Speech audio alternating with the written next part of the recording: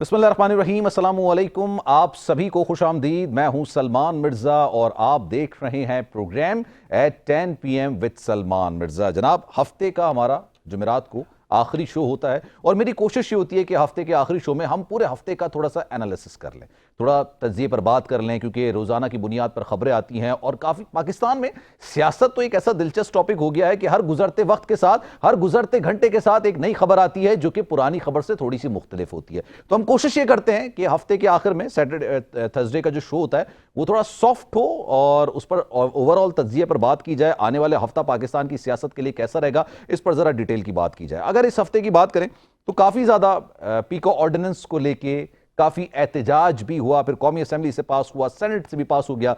एक ऐसी सेनेट से पास हो गया जहां पर एक सूबे की नुमाइंदगी फिलहाल अभी नहीं थी, लेकिन उसके बावजूद सेनेट से ना सिर्फ पास हुआ बल्कि सदर मुमलिकत आसिफ अली जरदारी ने पीको ऑर्डिनेंस पर दस्तखत भी कर दिए। हैरत की बात, दिलचस्प बात आप ये कह सकते हैं, क्योंकि पाकिस्तानी सियासत का टॉपिक जो है ये काफ़ी ज़्यादा दिलचस्प है, इंटरेस्टिंग है, क्योंकि कोई भी सियासी जमात हो जब वो अपोजिशन में होती है तो जो भी कानून आ रहा होता है उसको वो काला कानून करार दे देती है, लेकिन वही जब जमात हुकूमत के अंदर आ जाती है तो फिर वो उसको सफ़ेद करार दे देती है, उसको जायज़ करार दे देती है, वक्त की अहम ज़रूरत करार दे देती है। इसी तरीके से मुस्लिम लीग नून और पाकिस्तान पीपल्स पार्टी जब तहरीक इंसाफ का दौर था तो पीका ऑर्डिनेंस के हवाले से कहते थे कि जनाब ये तो काला कानून है, लेकिन अब उसी काला कानून को ना सिर्फ मंजूर कराया गया, उसको सफ़ेद कानून भी करार दिया जा रहा है और अब उसको नाफिजुल अमल भी कर दिया गया है। इस पर भी आज ज़रा डिटेल में बात करेंगे। साथ साथ पाकिस्तान तहरीक इंसाफ की इंटरनल सियासत, इस वक्त पाकिस्तान तहरीक इंसाफ एग्जैक्टली कौन चला रहा है, मतलब किसका माइंडसेट चल रहा है, थिंक टैंक कौन है, कौन फैसले कर रहा है, क्या सारी जानिब से फैसले हो रहे हैं? क्योंकि केपी की अगर हम इंटरनल पॉलिटिक्स की बात की जाए पाकिस्तान तहरीक इंसाफ की, तो अली अमीन गंडापुर साहब को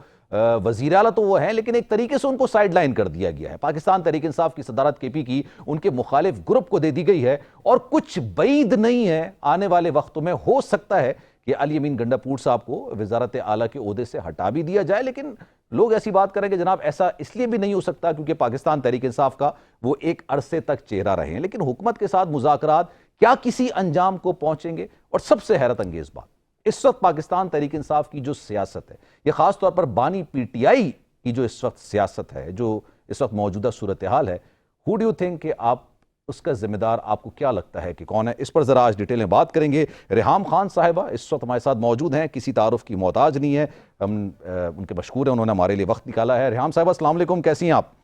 वालेकुम सलाम, मैं बिल्कुल ठीक ठाक हूँ। It's an honour to have you on my show.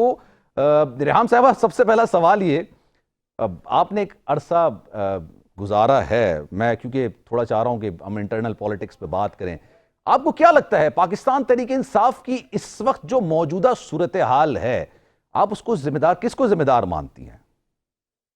देखिए, जो मौजूदा सूरत हाल है वो जाहिर है किसी भी, अगर आप ऑर्गेनाइजेशन की मौजूदा सूरत हाल अगर डिक्लाइन की तरफ जा रही हो या सक्सेस की तरफ जा रही हो तो आप उसके सीईओ को क्रेडिट देते हैं।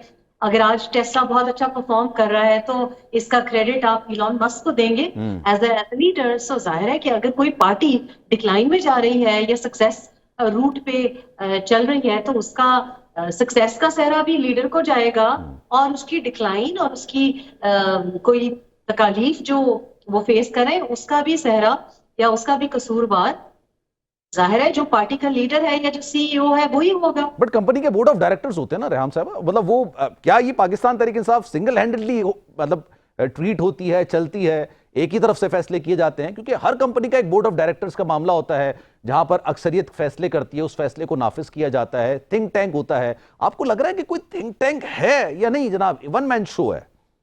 नहीं, मुझे लग नहीं रहा। मैं आपको आई विटनेस अकाउंट दे सकती हूँ कि आइडियली तो हर ऑर्गेनाइजेशन का थिंक टैंक होना चाहिए, बोर्ड ऑफ गवर्नर्स होना चाहिए है, एक इंडिपेंडेंट रेगुलेटरी अथॉरिटी होनी चाहिए, कोई ऐसी जगह होनी चाहिए जहां आप कंप्लेंट प्रोसेस को रेज कर सकें।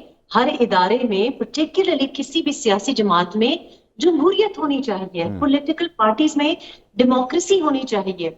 लेकिन पीटीआई हो या दीगर पार्टीज हो, वहां पाकिस्तानी जो रिवाज है कि सेठ व्यू है कि माइक्रो मैनेज करना है, कि कोई चेक भी अगर लिखना है तो सेठ साहब लिखेंगे।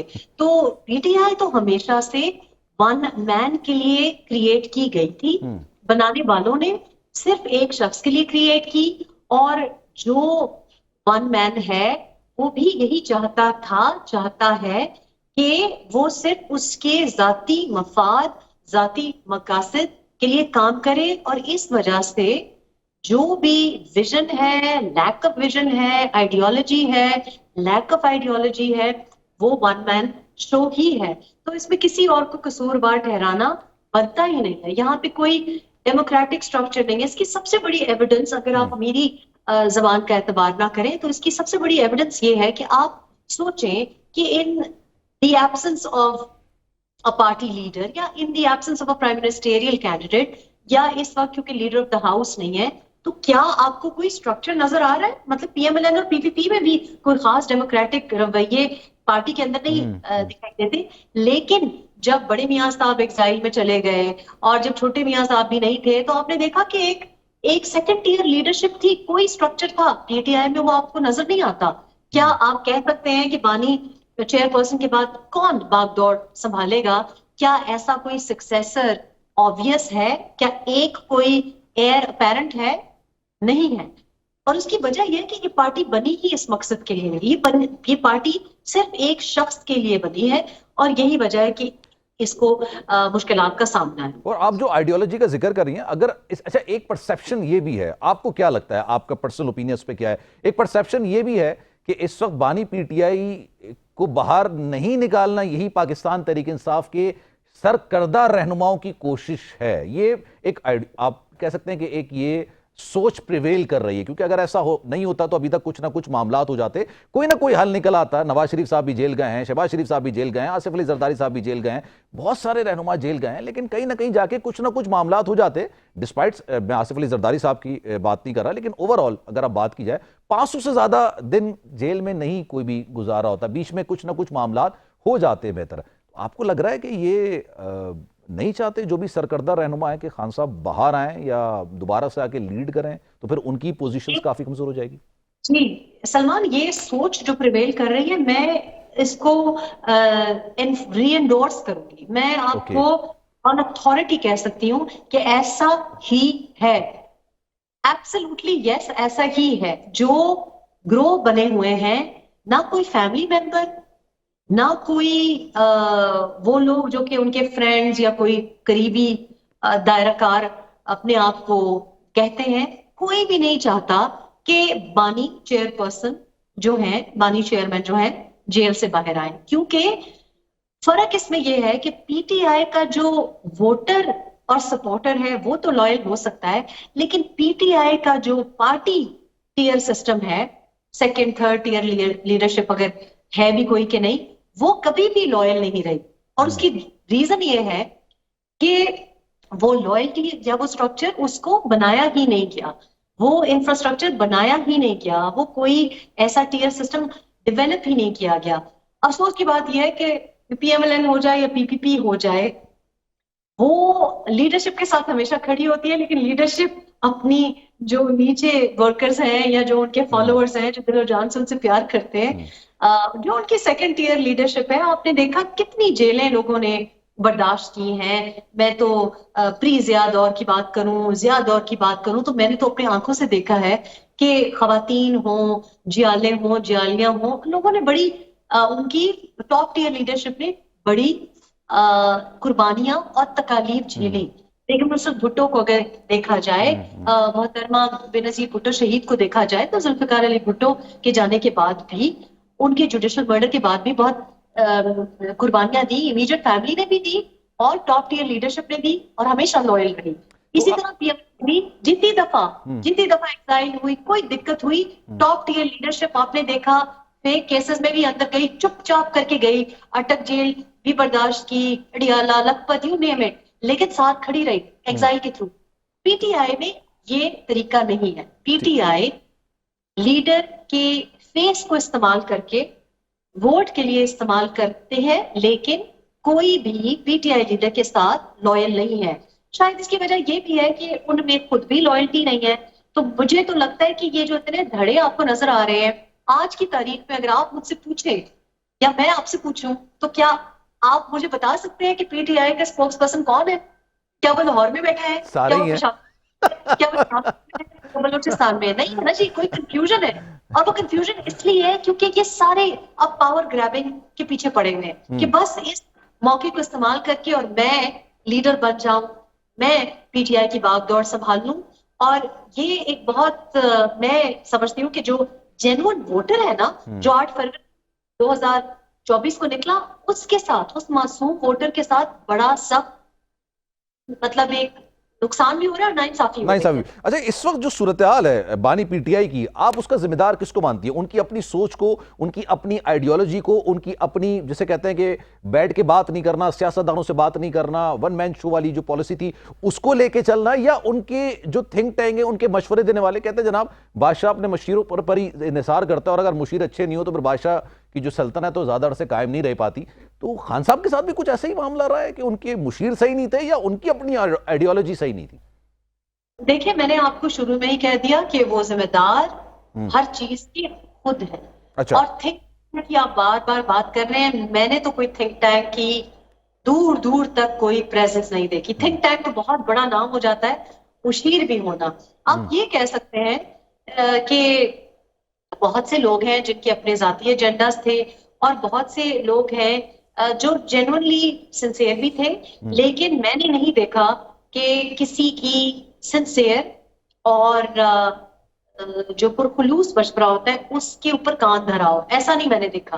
मैंने देखा लोगों ने जेन्युइनली सिंसियरली, दोस्तों ने कुछ मुशीर बनने की भी ख्वाहिश रखी, लेकिन वहां पे डिक्टेटरशिप थी, ऑटोक्रेटिक सिस्टम था, जो सिर्फ खान साहब खान साहब खान साहब करते थे, जो एक दरबारी बिहेवियर करते थे।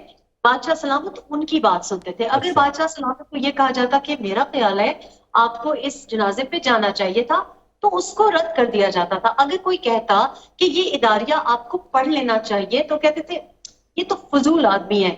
अगर कोई ये कहता कि केपी में देखे ये हालात है, आपको यहाँ पे चेहरा दिखाना चाहिए, तो मैं तो इसकी आई विटनेस हूँ। आपको याद होगा बहुत से ऐसे इवेंट्स हुए, कराची में एक बहुत दर्दनाक वाकया हुआ, हम सब ने कहा कि यहाँ पे आपको प्रेजेंस दिखानी चाहिए, ये बहुत ट्रेजिक इंसिडेंट हो गया है सोहाग बोर्ड का, नहीं गए। इसी तरह एक बहुत बड़ा जनाजा हुआ जो बड़ा बेर में एक नौजवान ने अपनी जान पे खेल के बड़ा बेर एयरबेस कैंप पे डिफेंड किया। चीफ ऑफ आर्मी स्टाफ पहुंचे, हेलीकॉप्टर बाहर खड़ा था, ये खाने पे बैठे हुए थे किसी फाइनेंसियर के साथ, ये नहीं उठे, मिन्नतें की गई, नहीं उठे। इसी तरह सखर में फ्लडिंग हुई, मिन्नतें की गई। उस वक्त तो मैं इस बात की गवाह हूं कि एस्टेब्लिशमेंट बड़ी चीजें सपोर्ट कर रही थी, लेकिन नहीं सुनी, अपनी की हमेशा। तो आज मैं बार बार ये कह रही हूँ, थिंक टैंक कोई नहीं है। एडवाइजर वो है जो कि फर्शी सलाम करे, एडवाइजर वो है जो आपके एजेंडे को फरोग दे, और वो एजेंडा जो है ना, वो कलेक्टिव मफाद का नहीं है, वो एक सेल्फिश, प्राइवेट, बड़ा लिमिटेड मफाद है।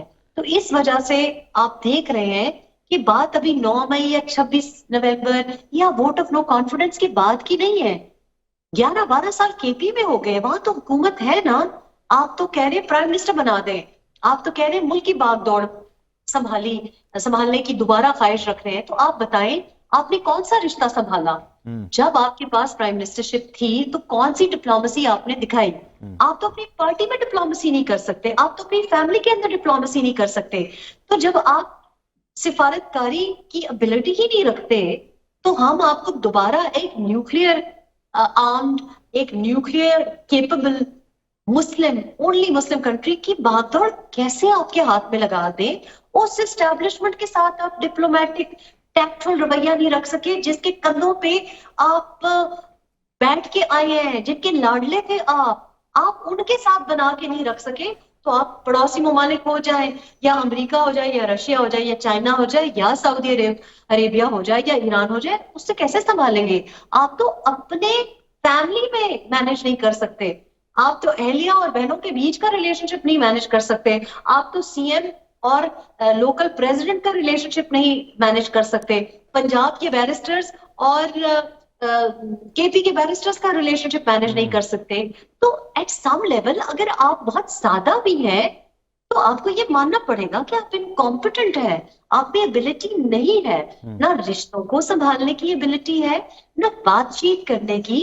और एक डिप्लोमेटिक या पार्लिमानी जबान जो होती है, जैसे आपने कहा کہ جو لیڈر آف دی اپوزیشن سے یا لیڈر آف دا ہاؤس سے روٹ کے بیٹھا رہے, جو پارلیمنٹ میں ایکٹ ہی جس کو کرنا نہ آئے, جس کو پتا ہی نہ ہو کہ کانورسیشن اور ڈائلاگ کیسے کی جاتی ہے, تو وہ کس ابیلٹی اچھا کی ایک بات. نعرہ پاکستان تحریک انصاف نے جب اقتدار میں آیا تھا نا, اس سے پہلے, sorry to cut you out, but ایک نعرہ انہوں نے لگایا تھا کرپشن کے خلاف تحریک کا, اور مجھے یاد پڑتا ہے جو میں نے 3.5 سال اقتدار دیکھا تھا, مجھے نہیں یاد کہ ایک پیسہ بھی کرپشن کا کوئی واپس آیا ہو, بیرون ملک سے آیا ہو, کسی سے ریکور کیا گیا ہو. آپ کو لگتا ہے پاکستان تحریک انصاف اس وقت جو کے پی میں حکومت ہے, کیونکہ یہی بات کی جاتی ہے, ہر کوئی جو خان صاحب سے جا کے ملتا ہے وہ کہتے ہیں جناب کرپشن ہے, تو کرپشن اسی زمانے سے چلتی چلی آ رہی تھی جب بانی پی ٹی آئی وزیر اعظم تھے؟ دیکھیں بات سمپل سی یہ ہے کہ اگر میرے انڈر کوئی منسٹر یا کوئی ایڈوائزر یا کوئی دوست یا کوئی فیملی ممبر یا کوئی بھی اگر اس کے اوپر کرپشن کا الزام لگتا ہے, اور ایک دفعہ نہیں بار بار لگتا ہے, تو قصوروار کون ہوگا؟ I should be responsible. اس لیے کیونکہ ووٹ تو اہلیہ نے, دوست نے, رشتہ دار نے, سی ایم نے یا کسی الیکٹیبل نے نہیں اٹھایا, ووٹ تو لیڈر نے اٹھایا. تو رسپانسبل کون ہوا؟ جس کو لوگ ووٹ دے رہے ہیں. قصوروار کون ہوا؟ اگر وہ اتنا سادہ بچہ ہے کہ اس کو شوگر مافیا نہیں نظر آتی, اس کے دائیں بائیں بیٹھی ہوئی ہے, اگر اس کو یہ نہیں سمجھ آتی کہ بی آر ٹی میں کرپشن ہوئی ہے اور ساری دنیا کہہ رہی ہے, اگر اس کو یہ نہیں سمجھ آتی کہ زمین کور میں آپ کے اپنے اپوائنٹڈ سی ای او کہہ رہے ہیں, اچھا احتساب کمیشن جو اس زمانے میں تھا, یہ میں آپ کو 2013 سے لے کے 2018 سے پہلے کی سٹوری بتا رہی ہوں, تو آپ کے نام تلے اگر کرپشن ہو رہی ہے, مس مینجمنٹ ہو رہی ہے, اگر کوئی چیزیں ایڈ اپ نہیں کر رہی, تو who is responsible؟ اگر آپ کرپشن کو کنٹرول نہیں کر سکتے تو you are directly responsible. آپ باہر سے پیسے لانے کی آپ نے بات کی, آپ تو سوئس بینک سے لوگوں کے پیسے لانے والے تھے, تو جو 190 ملین اسٹرلنگ پاؤنڈ جو ریڈی تھے, وہ جب آپ کو برٹش ایک ایجنسی نے بتایا کہ جی یہ پیسے پڑے, وہ لے آتے نا, تو پاکستان کے لیے آپ نہیں لے کے آئے. منسٹر تھے احتساب کے شہزاد اکبر صاحب, وہ کہاں کدھر چلے گئے, جن کی بات کافی مانی جاتی تھی, اکاؤنٹیبلٹی کے منسٹر تھے؟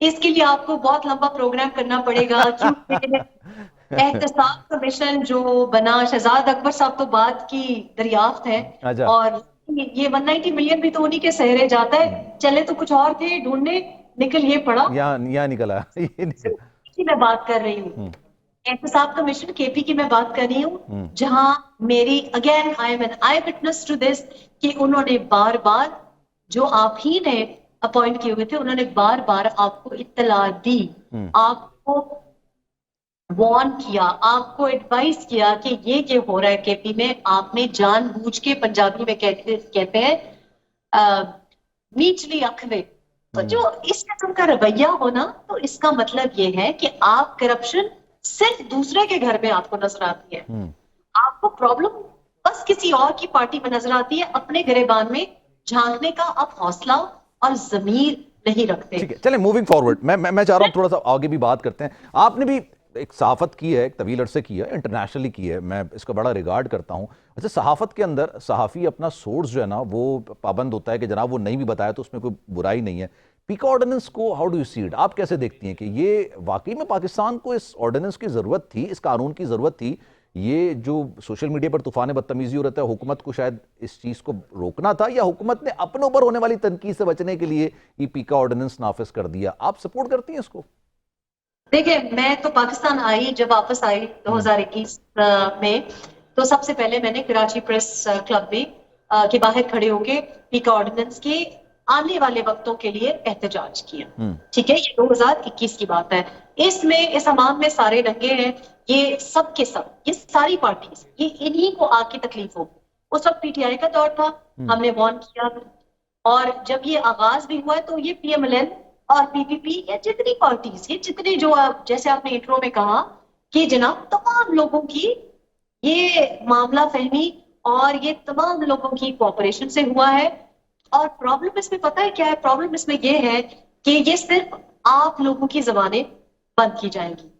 اگر آپ ڈیجیٹل ٹیررزم کو فائٹ کرنا چاہتے ہیں نا, تو آپ یہ نہیں کہہ سکتے کہ سب کی زبانیں بند ہو جائیں. آپ کو اپنی قوم کو, اپنے لوگوں کو ڈیجیٹل آرمز ریس جو ہے, آن لائن جو ایک پروپیگینڈا ریس ہے, ڈس انفارمیشن کے جو ٹولز ہیں, اس میں اپنے آپ کو عام کرنا پڑے گا. میں سب کو یہ کہتی ہوں تو آپ کو لگتا ہے یہ حکومت کی کمزوری ہے، انہوں نے پیکا آرڈیننس منظور کرایا؟ کیونکہ بات بھی کمپلیٹ کر لوں. جی please.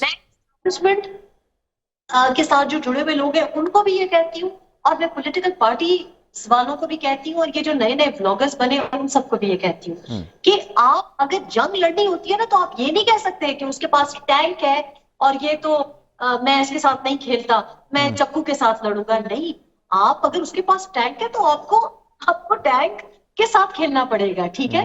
So ordinance in principle I am against it. آپ زبان بندی کر ہی نہیں سکتے. کہیں نہ کہیں سے کہیں کوئی فیک اکاؤنٹ بنا کے، کوئی پراکسی لگا کے، کوئی کسی اور کنٹری میں بیٹھ کے آپ کو اٹیک کرتا رہے گا. آپ کو اپنی نیشن کو، اپنے ڈیپ اسٹیٹ انٹرسٹ کو پروٹیکٹ کرنے کے لیے اپنے کو اتنا قابل بنانا پڑے گا کہ آپ وہ فائٹ کر سکیں with the same weaponry. And that P M L N کی گورنمنٹ ہو، پی وی پی کی گورنمنٹ ہو، پی ٹی آئی کی گورنمنٹ ہو، یا کوئی پیچھے سے کوئی وزبل ہینڈ ہو، سب کو یہ بات سمجھنے کی اور ہم کو ان کو یہ بات سمجھانے کی بہت زیادہ ضرورت ہے. چلیں، تھینک یو سو مچ، بہت شکریہ آپ کا. ریحام خان صاحبہ اس وقت ہمارے ساتھ موجود تھی. ڈیٹیل میں ہم بات کر رہے تھے کیونکہ آج میں نے آپ سے جیسے کہ بتایا کہ ہم اور تجزیہ لینے کی کوشش کر رہے ہیں پورے ہفتے کا، کی جو خبریں تھیں اس کا کیا معاملات ہیں. گفتگو کا سلسلہ آگے بڑھائیں گے. اسلم غوری صاحب اس وقت ہمارے ساتھ موجود ہیں، جے یو آئی فی کے سینئر رہنما ہیں. ان سے ذرا جاننے کی کوشش کرتے ہیں کہ پاکستان تحریک انصاف دوبارہ سے احتجاج کی سیاست کو ترجیح دے رہی ہے. 8 تاریخ کو مینار پاکستان پر جلسے کرنے کی بات کی جا رہی ہے، دوبارہ سے جلسے جلوس اور احتجاج کی بات ہو رہی. مذاکرات فی الحال تو کامیاب ہوتے ہوئے نظر نہیں آ رہے. تو ایسی کیا وجہ ہے کہ ابھی تک اپوزیشن کا ایک گرینڈ الائنس نہیں بن سکا ہے؟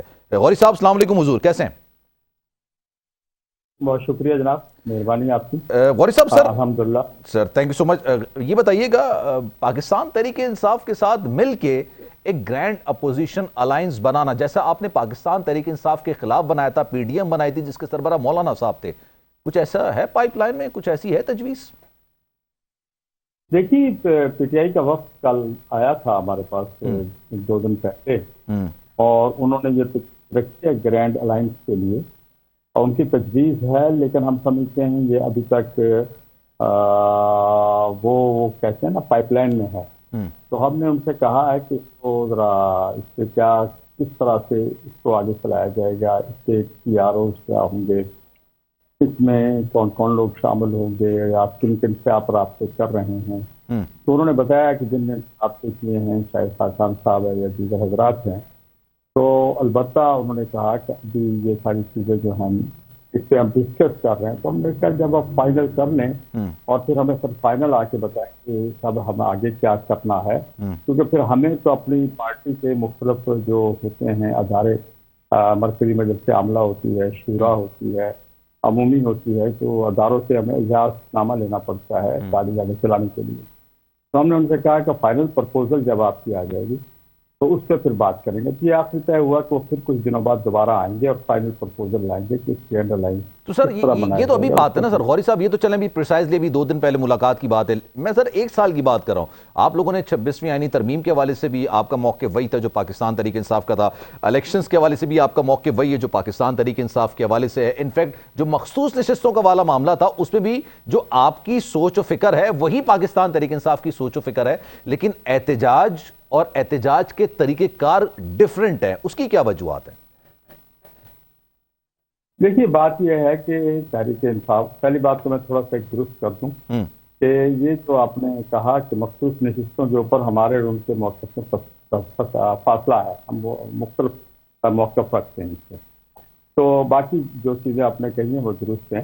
بات یہ ہے کہ ابھی تک کسی گرینڈ الائنس کی طرف یا الائنس کی طرف ہم نہیں گئے ہیں. جو انہوں نے پہلے ایک الائنس بنایا تھا وہ بغیر ہماری مشاورت کے انہوں نے چند پارٹیوں نے بیٹھ کے بنایا تھا، اور کچھ پارٹیوں نے پی ٹی آئی کا اپنا حصہ تھی.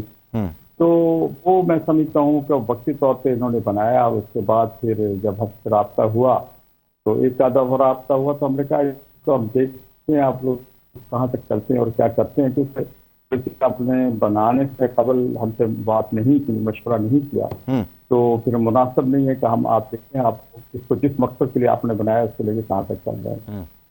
تو پھر ہم نے ان کا ویٹ کیا. اور دوسری بات کہ آپ نے کئی تحریک کی بات کی، تو تحریکیں تو جو بھی ہوں جتنی بھی ہیں ہم نے بھی چلائی ہیں اور چلانے کی ہیں. الحمدللہ آئین اور قانون کے دائرے کے اندر رہتے ہوئے ہمیں تحریک چلانے کی مہارت بھی ہے. لیکن یہ ہے کہ آئین نے مجھے گنجائش اور भी करने चाहिए, जुलूस भी निकालने चाहिए, एहतजाज भी करने चाहिए, हर वो तरीका जो आइन ने किया। लेकिन जब उसे आप तशद्दुद की तरफ ले जाएंगे, धमकी की तरफ ले जाएंगे, तो फिर रद्द अमल तो आएगा। फिर जब मैं हुकूमत को कहूंगा कि फलां तरीक को मैं ये करने जा रहा हूँ, रद्द अमल दूँ, तो फिर उधर से हुकूमत ही बंदोबस्त करेगी। तो फिर वो मामला जो है वो किसी कहते हैं बेल मंडे नहीं चढ़ी, तो मामला इनके बिगड़ गए। तो फिर इन मुज़ाकरात की टेबल पे चले गए, तो उसमें भी ये 1 to 1 थे, पीटीआई के मुज़ाकरात थे, हुकूमत के थे, हमारा कोई स्टेक नहीं था। तो उसमें भी ये हम शुरू दिन से कह रहे थे कि मुज़ाकरात आप जिस तरफ लेके जा रहे हैं, जिस तरह शुरू कर रहे हैं, हमें मुज़ाकरात नजर नहीं आ रहे। ठीक है कि मुज़ाकरात नहीं जा रहे हैं। जब आप कोई किसी के साथ मिलने जाते हैं, मुज़ाकरात करने जा रहे हैं, मामला बनाने जा रहे हैं, तो बड़े खुले दिल के साथ बाजू खोल के आगे बढ़ा जाता है। सही है। ऐसा नहीं होता कि दोनों फ्रीक एक दूसरे को धमकियां भी दें और फिर क्या मुज़ाकरात भी करेंगे। इसका मुस्तकबिल आप क्या देख रहे हैं सर? मतलब मुज़ाकरात का कोई मुस्तकबिल निकलेगा या नहीं निकलेगा? देखिए जी, इनको आखिर आज नहीं, कल नहीं, कुछ हफ्ते बाद जब भी होगा, आखिर हल मुज़ाकरात हैं। चाहे तहरीक चलाएंगे, जो भी करें, मुज़ाकरात बगैर हल नहीं है। और मुज़ाकरात उस वक्त तक नहीं होंगे जब तक दोनों फ्रीक एक दूसरे से एतमाद का इज़हार नहीं करेंगे। दोनों फ्रीकैंड के दरमियान में बदएतमादी भी है, एक दूसरे पर एतमाद भी नहीं कर रहे हैं। इसीलिए वो कहते हैं कि जी पहले ये करेंगे तो हम बैठेंगे आपके साथ, दूसरा फ्रीक कहता नहीं पहले ये होगा तो हम बैठेंगे। तो पहले ये वाली बात जो है ये नहीं होती। आपने देखा 26 साली तरमीम में इतनी बड़ी लंबी चौड़ी क्लासेस थी और हमने 34 क्लासेस डिलीट कराई और 22 एक्सेप्ट की। आप अंदाजा लगा सकते हैं आपका, हमने 22 एक्सेप्ट की और 34 उनसे डिलीट कराई, और हमने बड़े आराम से मुज़ाकरात के जरिए ये सब कुछ किया और कौम को पता भी नहीं लगा। कौम यही देखती थी कि कोई आ रहा है, कोई जा रहा है, और ये इस आने और जाने के सिलसिले में ये सारा मामला हुआ। तो ये तहम्मुल से सियासत में देखो एहतजाज होते हैं, हर चीज़ होती है, इसमें ये नहीं है, लेकिन एहतजाज के आइन के दायरे के अंदर रहते हुए करें। हमने आज़ादी मार्च भी किए हैं, हमने मिलियन मार्च भी किए हैं, हम लाखों लोग लेकर इस्लामाबाद भी गए हैं, हम 15-15 दिन वहाँ बैठे भी रहे हैं। और अगर इसी तरह का एहतजाज आप करेंगे जो आइन के अंदर रहते हुए करेगा, तो मेरा हुकूमत भी आपको नहीं रोकेगी। ठीक है sir, thank you so much for your time. बहुत शुक्रिया। असलम गौरी साहब हमारे साथ मौजूद थे। एक ब्रेक ले लेते हैं जनाब, ब्रेक के बाद वापस आएंगे तो जरा इंटरनेशनल इशू पर बात करेंगे। डोनाल्ड ट्रंप अमेरिका के सदर बन गए, उसके बाद से उन्होंने 80 के करीब एग्जीक्यूटिव ऑर्डर्स, जिनको आप सदारती ऑर्डिनेंस कह सकते हैं, उस पर सिग्नेचर कर दिए थे। तारकीन वतन के हवाले से, दीगर मामलात के हवाले से, 157वां साल तारीख को तब्दील करने के हवाले से जरा डिटेल में बात करेंगे। अमेरिका से सीनियर जर्नलिस्ट तारिक वही साहब हमारे साथ ज्वाइन करेंगे। अमेरिका के सदर डोनाल्ड ट्रंप ने जब से अपने ओहदे का हल्फ उठाया, गालिबन शायद ये पहली बार हुआ कि कोई भी सदर अमेरिका के सदर बनने के बाद वो पहले ही दिन 80 के करीब एग्जीक्यूटिव ऑर्डर्स पर सिग्नेचर करता है। उसमें से एक एग्जीक्यूटिव ऑर्डर ये भी होता है जो अमेरिका को इनफरादी हैसियत ये हासिल थी कि अगर अमेरिका की सॉइल पर, उनकी सरजमीन पर कोई भी बच्चा पैदा होता, किसी का भी होता है, चाहे वो लीगल हो, इलीगल हो, चाहे वो वहां का शहरी हो, नहीं शहरी हो, लेकिन उस बच्चे को उसके आईन ने, यानी अमेरिका के आईन ने यह हक दिया था। 9 जुलाई 1868 को ये 14th अमेंडमेंट के नाम से आईन में तब्दीली की गई थी अमेरिका की, और उन्होंने इसके बाद से यह हक दिया था कि अमेरिका के अंदर जो बच्चा पैदा होगा उसको अमेरिका की सिटीजनशिप मिल जाएगी। लेकिन एक ऑर्डिनेंस के जरिए इसको भी तब्दील करने की कोशिश की गई, लेकिन खैर अदालत की तरफ से इस पर हुक्म तो सामने आ चुका था। अब तारकीन वतन के खिलाफ जिस तरह का ऑपरेशन वहां पर किया जा रहा है, जो कुछ मामलात हो रहे हैं, पाकिस्तानियों के लिए आने वाला वक्त किस तरह का होगा, किस तरह का नहीं होगा, इस पर जरा डिटेल में बात करेंगे। तारिक वही साहब इस वक्त हमारे साथ मौजूद हैं, सीनियर जर्नलिस्ट हैं, एनालिस्ट हैं, इस वक्त हमें ज्वाइन कर चुके हैं। उनसे जरा डिटेल में बात करते हैं फ्रॉम अमेरिका। तारिक साहब अस्सलाम वालेकुम, कैसे हैं आप? जी अस्सलाम वालेकुम सलमान, कैसे हैं आप? वालेकुम सलाम। तारिक भाई ये बताइएगा सर, क्या हो रहा है अमेरिका में तारकीन वतन के खिलाफ? पिछले 3-4 दिन से बड़ा जबरदस्त किस्म का क्रैकडाउन हो रहा है और गालिबन शायद अमेरिका की तारीख में ऐसा माजी में देखने को नहीं मिला है। तो ये हम इसको इस तरह से ताबीर भी कर सकते हैं कि ये स्टार्ट के दिनों में है या नहीं, जब तक डोनाल्ड ट्रंप सदर रहेंगे अगले 4 साल, ये ऐसे ही चलता रहेगा मामला? जी सलमान, मुझे तो यही लगता है कि ये पूरे 4 साल ऐसे ही चलेगा, क्योंकि सदर ट्रंप ने होमलैंड सिक्योरिटी को एक टास्क दिया है कि कम से कम 4 से 5 मिलियन जो लोग हैं इलीगल इमिग्रेंट्स, उनको उन्होंने डिपोर्ट करना है। कल उन्होंने एक एग्जीक्यूटिव ऑर्डर जारी किया जिसके मुताबिक वो गुआंतानामो बे को इन इलीगल इमिग्रेंट्स के लिए इस्तेमाल करेंगे, जिसमें 30,000 के करीब जो क्रिमिनल्स इलीगल इमिग्रेंट्स हैं उनको वहां पे रखा जाएगा। तो यहाँ पे तो एक सवियर किस्म का ऑपरेशन जारी है इलीगल इमिग्रेंट्स के हवाले से। اور ایون کہ جو اوور اسٹیٹ ویزے پہ آئے تھے لیکن اوور اسٹیٹ کیا تھا انہوں نے امریکہ میں، تو ٹیکنیکلی وہ بھی انلیگل ہوئے تھے، اور ان لوگوں کو بھی ڈپورٹ کیا جا رہا ہے۔ نہ صرف کرمنلز کو ڈپورٹ کیا جا رہا ہے بلکہ جو مائنر قسم کے جو کرائم میں ملوث تھے، لائک اسپیڈنگ ٹکٹ، یہاں پہ ایک نارمل ایک چیز تصور کی جاتی ہے، اگر اچھا کسی امیگرینٹس کے ریکارڈ میں اسپیڈنگ ٹکٹ ہے تو ان کو بھی پکڑ کے ان کو ڈپورٹ کیا جا رہا ہے، جبکہ ٹراس پاسنگ کے اوپر ایشوز پہ بھی ان کو ڈپورٹ کیا جا رہا ہے۔ تو امریکہ میں یہ پہلی دفعہ ایسا دیکھا گیا ہے کہ secretary of homeland security کی جو سیکٹری ہیں وہ ان ریڈز میں وہ شریک ہو رہی ہیں۔ تو کل یہاں نیو یارک میں کرسٹی نوم جو سیکٹری ابھی نامزد ٹرمپ نے کیا تھا، ان کی کنفرمیشن ہوئی تھی پچھلے ہفتے، تو انہوں نے خود نیو یارک میں جا کے ایک ریڈ میں حصہ لیا اور امریکی عوام کو یہ دکھانے کی کوشش کی کہ ٹرمپ انتظامیہ اللیگل امیگریشن کے حوالے سے کتنا سنجیدہ ہے۔ تو اس میں میں جو پڑھ رہا تھا، طارق بھائی آپ ذرا اس میں ڈیٹیلیں بتائیے گا، میکسیکنز، فلپینیز اور بھارت، کیونکہ بھارت کی ایک بہت بڑی بھارتی عوام کی تعداد ہے جو اللیگلی رہ رہی ہے، اور پھر جب سے کینیڈا کے اور بھارت کے تعلقات خراب ہوئے، سفارتی سطح پر خراب ہوئے، پھر کینیڈا کے اپنے بھی معاشی حالات کافی زیادہ خراب ہوئے، تو اس کے بعد سے جو وہاں پر بھارتی موجود تھے انہوں نے امریکہ کے اندر اللیگلی داخل ہونے کی کوشش کی تھی۔ تو انہوں نے کوئی فہرست بنائی ہوئی ہے کہ پہلے میکسیکا جو بارڈر ہے، ساؤدرن بارڈرز، اس پر انہوں نے فوج بھی تعینات کر دی ہے، ایمرجنسی بھی لگا دی ہے، میکسیکنز ہو گئے، فلپینیز ہو گئے اور پھر بھارتی ہو گئے، اس طرح سے انہوں نے کیٹیگرائز کیا ہوا ہے؟ جی فی الحال تو وہ ہر شہریت کے لوگوں کو گرفتار کر کے ان کو ڈیپورٹ کر رہے ہیں، ڈپینڈ کرتا ہے کہ ان کا سٹیٹس کیا ہے۔ تو حکومت کے اعداد و شمار تھے 2022 کے، آج سے تقریباً 2 یا 3 سال پہلے، کہ تقریباً 3 لاکھ کے قریب جو انڈینز ہیں وہ اللیگل طریقے سے یہاں امریکہ میں قیام پذیر ہیں۔ تو اب جب جو امریکہ کے وزیر خارجہ آئے تھے یہاں پہ واشنگٹن ڈی سی میں ٹرمپ کی حلف برداری کی تقریب میں حصہ لینے کے لیے، تو وہاں ایک ایگریمنٹ پہ انہوں نے سائن کیا امریکہ کے وزیر خارجہ سے ملاقات کے دوران، سیکرٹری خارجہ سے ملاقات کے دوران، کہ 19,000 کے قریب جو اللیگل امیگرینٹس ہیں انڈین اوریجن کے، وہ ان کو انڈیا واپس لینے کے لیے اقدامات کرے گا۔ تو انڈینز کے علاوہ یہاں پہ وینزویلا کی ایک بہت بڑی تعداد ہے، میکسیکو کی جو شہری ہیں ان کی ایک بہت بڑی تعداد یہاں پہ ہے، تو وہ ان ساروں کو ڈیپورٹ کیا جا رہا ہے۔ اور یہاں پہ ایک ٹاسک دیا گیا ہے، جو آئس ہے، جو امیگریشن انفورسمنٹ پولیس ہے، ان کو ٹرمپ انتظامیہ کی طرف سے کم از کم 1200 سے 1500 کے قریب روز جو اللیگل امیگرینٹس ہیں ان کو ڈیپورٹ کرنے کا ایک ٹاسک دیا گیا ہے۔ تو اگر یہ نمبر اسی طریقے سے کنٹینیو رہا تو تقریباً 4 سال کے عرصے کے دوران 2 ملین کے قریب جو اللیگل امیگرینٹس ہیں ان کو ڈیپورٹ کیا جائے گا۔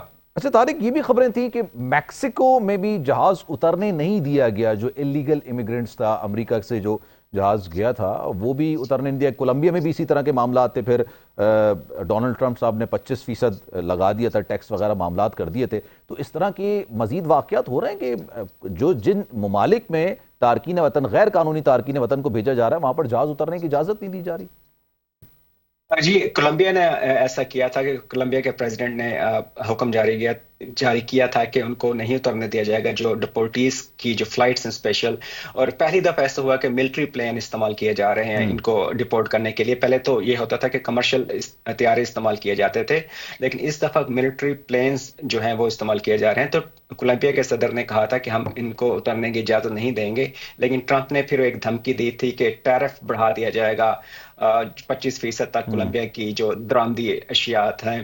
تو اب ٹرمپ نے پرسوں ایک تقریب میں یہ ٹیرف کا لفظ دوبارہ استعمال کیا اور کہا کہ ان کو مذہب کے بعد جو تیسرا لفظ سب سے پیارا لگ رہا ہے وہ ٹیرف کا ہے، کیونکہ وہ ٹیرف کو ایک ویپن کے طور پہ پوری دنیا میں استعمال کر رہے ہیں۔ اور ٹیرف کی وجہ سے ہی انڈیا نے 18,000 لوگوں کو واپس لینے کا فیصلہ کیا ہے۔ ٹیرف کی وجہ سے ہی میکسیکو نے اب لوگوں کو ایکسیپٹ کرنا شروع کیا ہے جو اللیگل امیگرینٹس جو ڈیپورٹ کر رہا ہے پریزیڈنٹ ٹرمپ۔ تو ٹیرف کو بھرپور طریقے سے استعمال کر رہا ہے صدر ٹرمپ اس وقت۔ اور جی پلیز، یہ بھی تو سوال ہے نا کہ how these steps will help Pakistanis in America, یہ جو اسٹیپس ہیں جو امریکہ کے اندر پاکستانیز رہ رہے ہیں، do you really think in کو تھوڑا سا ہیلپ ملے گا؟ جو لیگلی وہاں پر رہ رہے ہیں ان کو جابس اپرچونیٹیز زیادہ ملیں گی، ان کو اسپیس زیادہ ملے گا، یہ تمام اسٹیپس، کیونکہ اوبیسلی جس طرح سے ڈونلڈ ٹرمپ نے کامیابی حاصل کی ہے الیکٹورل ووٹس پہ بھی، اس کے علاوہ جو ان کے پاپولیرٹی ووٹس ہیں اس پہ تاریخ رقم کی ہے، تو it will help grow American economy. یہ کہنا قبل از وقت ہوگا، کیونکہ جو الیگل امیگرینٹس ہیں وہ امریکہ کی اکانومی میں بہت اہم کردار ادا کر رہے ہیں، کیونکہ کچھ ایسے شعبے ہیں جہاں پہ کوئی دوسرے لوگ جو وائٹ امریکن ہیں یا بلیک امریکنز ہیں یا ہم جیسے پاکستانی ہیں وہ کام کرنا پسند نہیں کریں گے۔ مثلا یہاں جو جتنے بھی زراعت ہے وہاں پہ 80 سے 90% جو کنٹریبیوشن ہے وہ ان الیگل امیگرینٹس کی ہے، کیونکہ ایک تو چیپ لیبر ہے اور کام کرنے میں بھی وہ سب سے زیادہ ماہر مانے جاتے ہیں۔ تو یہ سب سے بڑا ایک سوالیہ نشان تو ہوگا کہ اگر ان لوگوں کو ٹرمپ انتظامیہ ڈیپورٹ کر رہی ہے تو اس کا ریپلیسمنٹ کیا ہوگا؟ کیا جو وائٹ امریکنز ہیں وہ جا کے وہاں کھیتوں میں کام کریں گے، یا بلیک امریکن جا کے کھیتوں میں کام کریں گے، یا پاکستانی یا انڈین جا کے کام کریں گے؟ اکانومی کہیں نہ کہیں سفر ضرور کرے گی، کیونکہ امریکہ کی اکانومی میں ایک بہت اہم حصہ زراعت کا بھی ہے، اور اگر زراعت متاثر ہوتی ہے تو ڈیفینیٹلی امریکہ کی اکانومی متاثر ہوگی۔ باقی جو امیگرینٹس ہیں لائک انڈیا کی ہم بات کر لیں یا پاکستانی کی، تو انڈین زیادہ تر ٹیک کے شعبے میں سے وابستہ ہیں، تو وہ تو کبھی نہیں جائیں گے کہ وہ جا کے کھیتوں میں کام کریں، اور اس طریقے سے پاکستانی بھی یہاں بزنس میں انوالومنٹ ہے پاکستانی کمیونٹی کی، یا پھر وہ ٹیک میں بھی ہیں یا میڈیکل کے شعبے میں سے وابستہ ہیں۔ تو یہ کہنا قبل از وقت ہوگا، لیکن اسی وجہ سے جو ڈیموکریٹس ہیں، جو باقی سٹیز ہیں کے میئرز ہیں، جو گورنرز ہیں، ان کا یہی کہنا ہے کہ الیگل جو امیگرینٹس تھے ان کی بہت بڑی کنٹریبیوشن ہے امریکہ کی اکانومی میں، کیونکہ وہ زراعت میں بہت اپنا اہم رول جو ہے وہ ادا کر رہے تھے۔ تو ہاں آپ نے جی جو پلیز۔ سوال، آپ نے جو ایک ابھی اپنے گفتگو کے دوران ہی بات بولی تھی کہ جو اوور سپیڈنگ ٹکٹ ہوتا ہے، it's very common, it's very normal in America, لیکن اس کو بھی ایک جرم تصور کر کے آپ کو ڈیپورٹ کرنے کے احکامات جاری کیے جا سکتے ہیں، اس کو بھی کرائم تصور کیا جاتا ہے۔